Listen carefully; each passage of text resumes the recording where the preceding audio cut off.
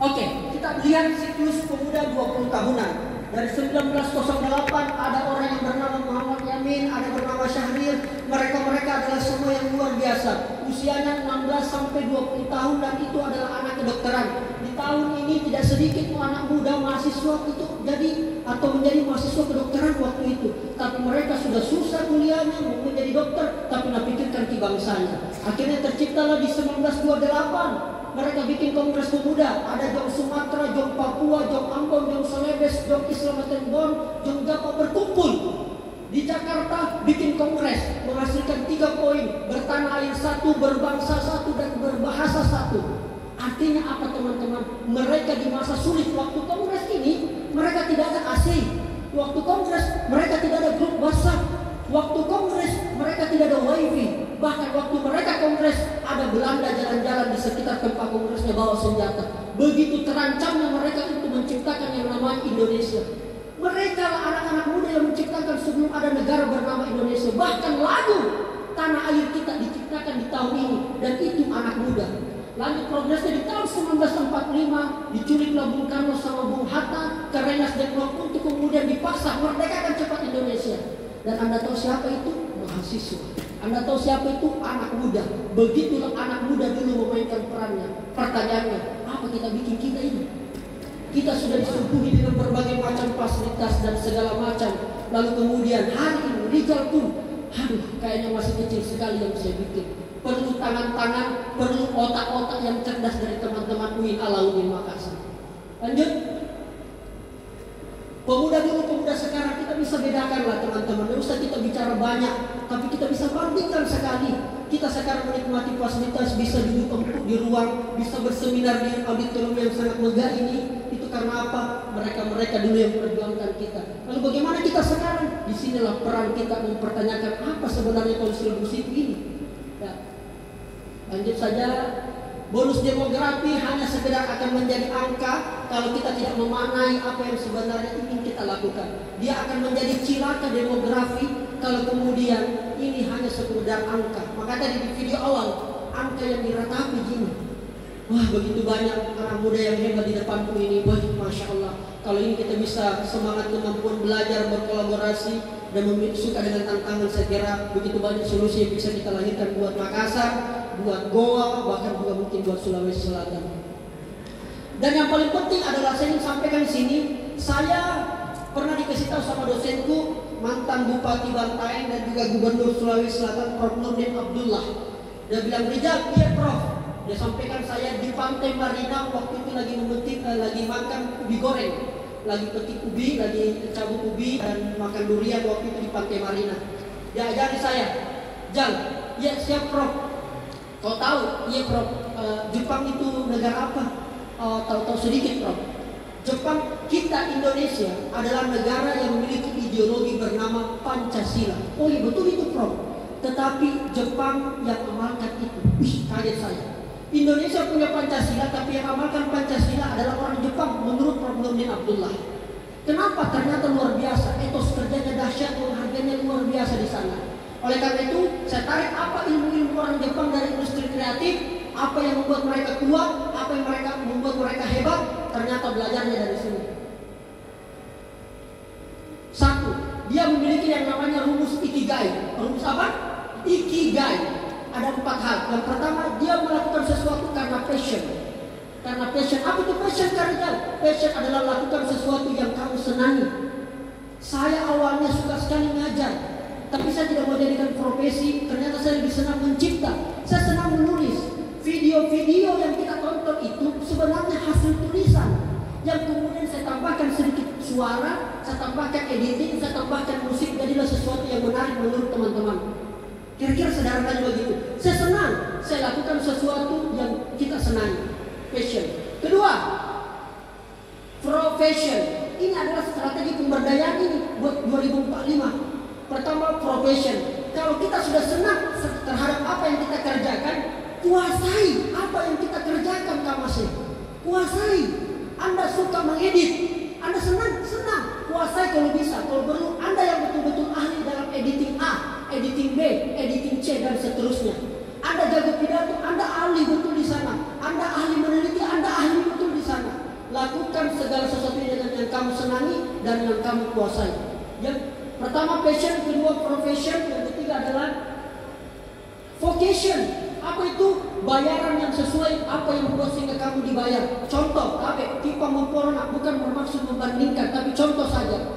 Kenapa kuli bangunan dibayar murah dibanding seorang manajer? Kuli bangunan dari pagi sampai sore, angkat pasir, angkat batu, semen dan seterusnya, tapi mungkin bayarannya tidak seimbang dengan manajer yang hanya duduk di kursi empuk, ruangan ber-AC, main MacBook dan seterusnya. Kenapa? Karena sang manajer memiliki yang namanya value.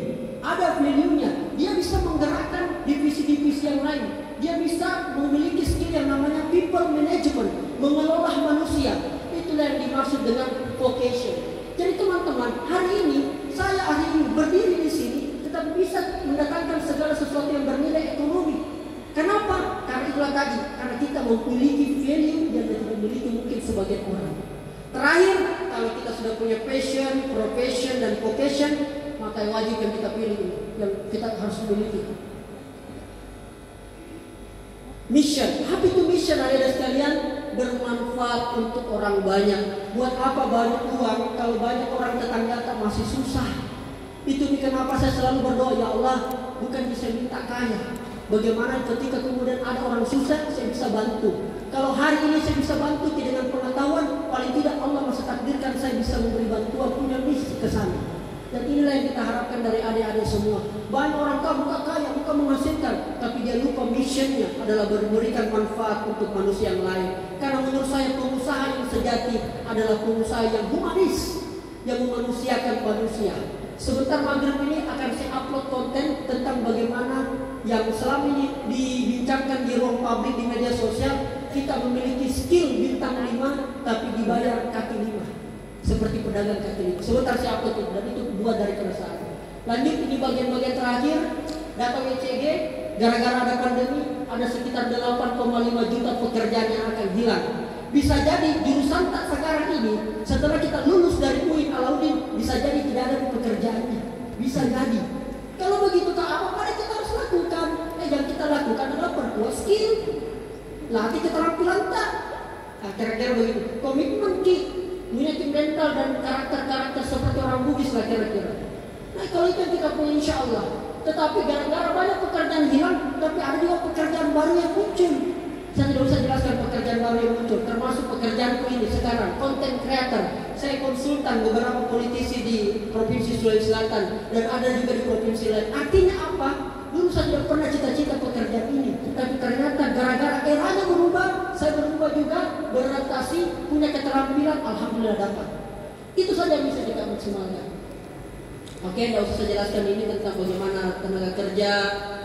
Oke, dan sesuai dengan tema terakhir, bagian-bagian daripada oleh-oleh saya. Sebentar ada sesi tanya jawab tadi, dan setelah itu mungkin nanti akan ada closing statement.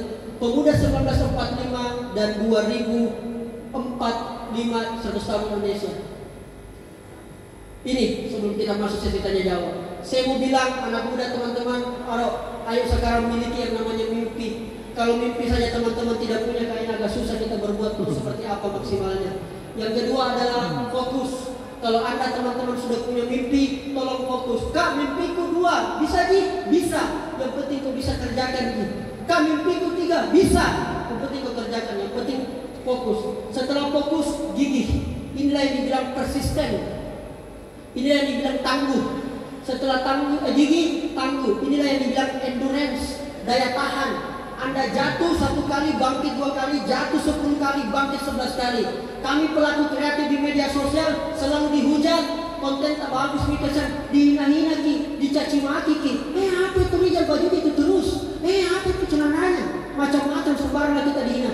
Dihina kadang-kadang juga kita punya fisik, dihina kita punya body shaming, macam-macam.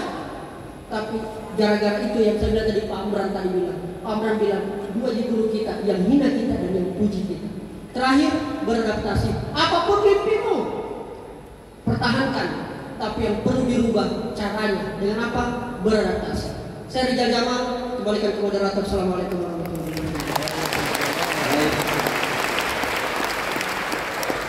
Ya, kita jawab pertanyaannya. Saya berusaha jawab dengan singkat.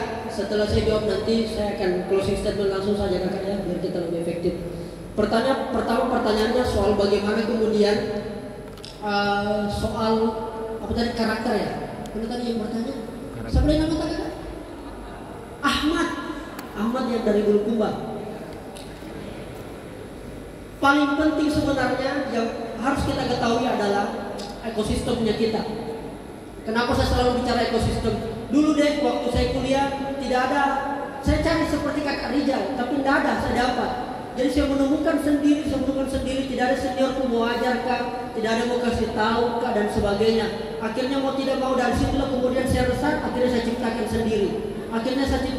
Bentuklah ekosistem. Nah ini yang paling penting untuk kita lakukan saat ini karena dia memegang peranan penting.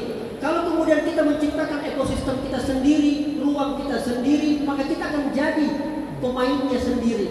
Saya ambil contoh, kalau sedikit saya ambil ke soal isu politik. Akhir-akhir ini coba tidak, teman-teman mahasiswa tidak resah tidak? Anak-anak muda di UIN Alauddin Makassar ini tidak resah tidak? Hari ini kita di Banjaran, medsos kita isinya semua tentang hasil survei, capres-capres, copres-capres dan sebagainya. Kenapa para capres-capres itu tidak ada yang berbicara tentang isu yang selama ini dihadapi oleh bangsa dan negara? Kenapa tidak seperti itu? Tidak ada yang membicarakan tentang isu iklim, tidak ada bicara tentang isu korupsi, tidak ada membicarakan tentang isu ekonomi dan sebagainya. Semuanya berbicara tentang hasil survei, angka-angka, siapa yang menang, koalisi dan seterusnya. Nah saatnya lah anak-anak muda ciptakan ekosistemmu sendiri, jadilah anak muda yang independen. Nah kaitannya juga dengan pertanyaan kedua tadi, saya jawab langsung tadi. Kaitannya dengan pertanyaan tadi soal bagaimana kita tidak butuhkan orang pintar, kita butuhkan orang jujur. Kalau bagi saya kakak, dua-duanya kita butuh. Karena ada juga orang yang jujur tapi tidak pintar, dikasih domo-domoi, dikasih bodoh-bodohi. Makanya penting juga kita pintar, karena kalau hanya bermodalkan kejujuran nggak bisa. Paling tidak agama kita, saya rasa semuanya ada di sini beragama Islam. Paling tidak agama kita melalui kemudian sahabat Nabi sudah ada patokannya, Khulafaur Rasyidin. Abu Bakar dengan yang jujurnya, Utsman bin Affan yang dengan dermawannya, kayanya, Umar bin Khattab dengan yang tegasnya, Ali bin Abi Thalib dengan yang cerdasnya. Artinya apa? Sampel Khulafaur Rasyidin itu sudah menjadi contoh buat kita untuk kita ikuti. Kalau berbicara mental tadi, berbicara karakter. Bagaimana menciptakan supaya kemudian itu bisa tercapai? Sederhana kalau bagi saya. Paling sederhana. Karena itu bisa kita temukan di keluarga kita. Bisa kita ketemukan dari orang tua kita bagaimana mengajarkannya kita. Nah sekarang tinggal pintar-pintar tak saja. Adindaku Ahmad dan kakak siapa tadi yang di atas sama-sama jurusannya. Sekarang berpikir kita nih, saya mau tanya sebenarnya apa cita-citamu? Jangan sampai aku juga bingung, bukan jadi apa nih? Iya astaga. Misalnya mau jadi YouTuber atau apa, walau alam. Karena kenapa? Kalau itu saja tidak jelas, maka akan sangat sulit kita membuat sesuatu program yang kita mau jalankan ke depan. Dan itu butuh yang kita lakukan. Saya ingat kata-katanya Oscar Wilde tiba-tiba terlintas di pikiranku. Ada kata-katanya Oscar Wilde paling enak saya dengar dan penting bagus untuk menjawab dua pertanyaan tadi. Apa yang dia katakan? Hanya ada dua tragedi besar dalam kehidupan ini. Yang pertama, kita tidak mendapatkan apa yang kita inginkan, dan yang kedua adalah orang lain yang akan mendapatkannya. Artinya apa? Ketika kita punya keinginan, lalu kemudian kita tidak dapatkan, berarti kita anggap keinginan kita itu tidak penting. Jadikanlah segala sesuatu yang di pikiranmu itu menjadi sesuatu yang penting. Saya anggap pertemuan ini penting, makanya saya datang di sini. Kau anggap ini penting, makanya kau korbankan waktu, bahkan mungkin ada korbankan kuliah datang di tempat ini. Maka seperti itulah kemudian. Jangan sampai dua tragedi menurut Oscar Wilde ini terjadi pada diri kita. Lakukan segala sesuatunya. Ini yang menjadi sesuatu yang sangat urgent yang perlu saya sampaikan di sini. Oleh karena itu di bagian akhir, oke boleh di slide. Di bagian akhir ini saya ingin ini mention terus saja. Saya ingin menyampaikan closing statement saya. Bagaimana caranya teman-teman supaya lebih fokus menjadi dirinya sendiri, cari panutannya, cari contohnya, supaya teman-teman bisa menjadi sesuatu yang bermanfaat dari apa yang kita bicarakan. Di bagian akhir, izinkan kakak moderator, kakak wasekjen saya menyampaikan closing statement, dan mudah-mudahan ini bisa menjadi oleh-oleh buat saya, Bapak Ibu, Bapak Ibu dosen, yang mewakili rektor dan semua adik-adik sekalian. Entah kenapa ketika saya melihat ada empat tokoh yang kita punyai di sini, ada 4 tokoh yang saya kira, dan sekian banyak tokoh, saya memilih 4 tokoh ini untuk sama-sama kita belajar dari keteladanan beliau. Pertama, mari kita belajar dari yang namanya sosok Muhammad Hatta, Bung Hatta, sosok proklamator yang kehidupannya sangat-sangat sederhana, tapi kecintaannya Indonesia sangat-sangat mahal. Dia sudah hidup enak di Rotterdam, di Belanda. Dia kemudian harus pulang ke Indonesia untuk menemani Bung Karno memerdekakan Indonesia. Betapa sederhananya beliau. Pada saat beliau meninggal, ditemukan di saku celananya ada dompet. Di dalam dompetnya ada gambar sepatu yang dia mau sekali beli, tapi gajinya sebagai wakil presiden tidak cukup untuk membelinya. Kita belajar dari beliau tentang bagaimana kesederhanaan dalam memimpin. Adik-adik sekalian, mari kita belajar dari Kiai Haji Agus Salim, sosok ulama harismatik, penguasa 7 bahasa asing yang rela keliling dunia agar supaya Indonesia diakui kemerdekaannya. Sosok ulama yang sangat sederhana, tapi kecerdasannya terhadap agama sangat luar biasa dihormati. Bahkan saking sederhananya, beliau hanya mau rela tinggal di satu rumah yang hanya terdiri dari satu kamar dan memiliki 8 anak. Untuk menyambung hidupnya, harus rela anak-anaknya berjualan minyak tanah. Kiai Haji Agus Salim. Mari kita belajar dari Jenderal Hugan, sosok polisi, pendekar polisi yang hari ini kejujurannya belum tertandingi. Dari beliau kita belajar tentang kejujuran menjadi seorang jenderal polisi yang sampai rela tidak mau tinggal di rumah dinasnya karena begitu banyak orang-orang di sekitarnya yang masih merasa tidak ada keadilan yang didapatkan. Dan mari kita belajar dari sosok Profesor Dr. Baharudin Lopa, pendekar hukum dari Tanah Mandar, Sulawesi Barat, yang menjadi jaksa agung yang tanpa kompromi. Bahkan di akhir hayat hidupnya teman-teman di Tanah Mandar kita bisa lihat dia lagi bangun rumahnya warung telekomunikasi dan tidak selesai sampai dia meninggal karena gajinya tidak cukup, tidak mau terima suap. Begitu banyak contoh tokoh-tokoh yang sudah diberikan kepada kita. Adik-adik, jadilah foto yang kelima agar besok anak-anak muda, anak-anak milenial generasi Z ceritakan tentang dirimu, bahwa mari kita belajar pada dirimu sendiri akan kecintaan bangsa pada negara. Miliki komitmen, miliki kemandirian, dan itulah tadi, miliki semua segala sesuatu yang kau bisa raih. Dan yang paling penting, semuanya tidak akan bisa tanpa pertolongan Allah Subhanahu wa Ta'ala. Saya Rizal Jamal,